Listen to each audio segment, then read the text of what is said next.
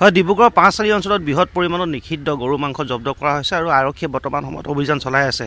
আৰক্ষী অহা সময়ত এই অঞ্চলটোত যিসকলে এনেধৰণৰ ব্যৱসায় কৰে তেওঁলোকে কিন্তু বৰ্তমান সময়ত পলায়ন কৰিছে। আমি সেই অঞ্চলত আহি উপস্থিত হৈছোঁ, দেখুৱাবলৈ চেষ্টা কৰিম কিমান পৰিমাণৰ আচলতে এইদৰে নিষিদ্ধ গৰু মাংস ইয়াত কাটি ইয়াৰ পৰা আচলতে বিভিন্ন ঠাইলৈ ছাপ্লাই দিয়া হয়, বিভিন্ন ঠাইলৈ বিক্ৰী কৰা হয়।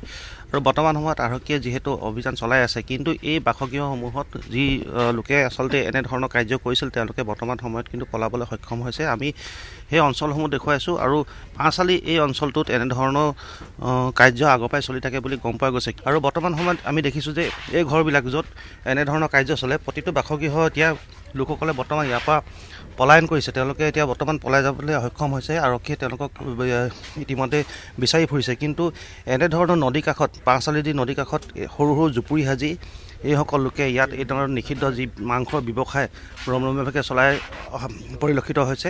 আচলতে যিসমূহ গৰু ইয়াত কটা হয় অধিকাংশই কিন্তু চুৰি গৰু থাকে বুলিও তেনেকুৱা ধৰণৰ অভিযোগ থাকে। তেনেকুৱাবিলাক কথাও চাব লাগিব। আমি কিছু যদি ওচৰৰ লোক আছে তেওঁলোকৰ লগত কথা পাতিবলৈ চেষ্টা কৰিম। ইয়াত মাংস কেতিয়াবা কোন কোন থাকে ইয়াত? মই আজি আহিছোঁ ইয়াত, মই 4 দিন ধৰি আহিছোঁ ইয়াত।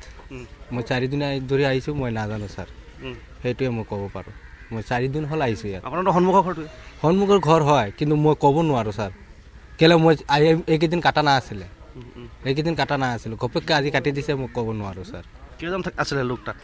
লোক কেইটা আছিলে মই ক'ব নোৱাৰোঁ। ছাৰকেইটা আহিছিলে, আহি কিনে মানে মোক আহিছে, বিচনাতে পাইছে মোক, মই উঠাই নাই। মোক ছাৰ আহি কিনে চাইছে, মোক বিচনাতে আছোঁ, এইখিনি মই জানো।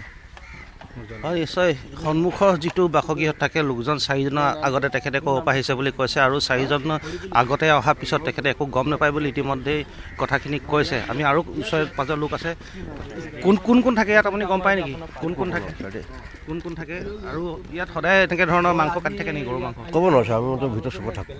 মই ৰাতিপুৱা ওলাওঁ, ৰাতি 8টা বজাত সোমাওঁ ছাৰ।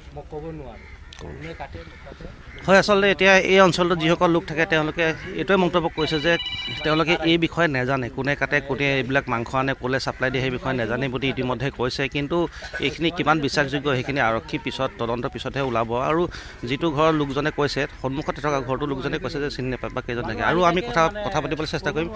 দাদা, কেইজন মানুহ থাকে, কি কথা গম পায় নেকি ইয়াত? কোনে কৰে এই বাউণ্ডাৰত? আছে আপোনাৰ 50-60 ঘৰ মানুহ। মাংস কোনে কোনে কাটে এইটো নাজানো আমি। কেইজন লোক আছিলে তাত? আমি ক'ব নোৱাৰোঁ, আমি ভিতৰত থাকোঁ।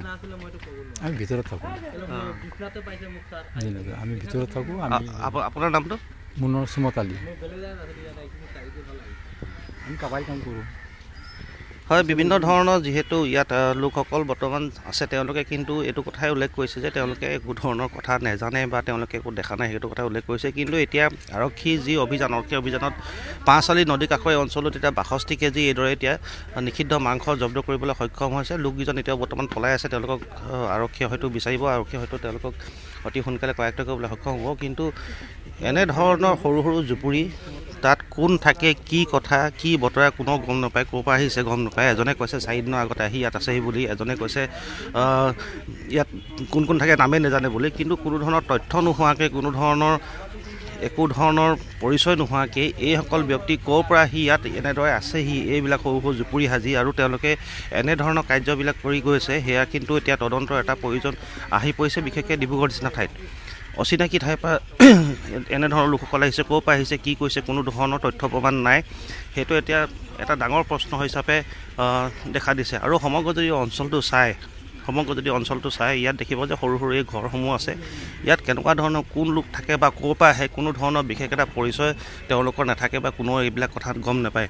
আৰু এক প্ৰকাৰে চাবলৈ গ'লে মুখ্যমন্ত্ৰীগৰাকীয়ে যিটো কথা কয় যে ঠায়ে ঠায়ে মিনি বাংলাদেশ যিদৰে সৃষ্টি হৈছে আৰু তেনেকুৱা ধৰণৰ অঞ্চলেই হৈছে এইটো। আৰু এনেকুৱা ধৰণৰ অঞ্চলত, পাঁচআলি এনেকুৱা ধৰণৰ নদী কাষৰ অঞ্চলত এতিয়া বিভিন্ন ধৰণৰ অনৈতিক কাৰ্যকলাপ, বিভিন্ন ধৰণৰ বেআইনী কাৰ্যকলাপৰ লগতে নিষিদ্ধ মাংস ইয়াত কাটি বিভিন্ন ঠাইলৈ ছাপ্লাই দিয়া হয়। আৰু আজি আৰক্ষী অভিযানত 62 কেজিকৈ নিষিদ্ধ মাংস ইয়াত জব্দ কৰিবলৈ সক্ষম হৈছে।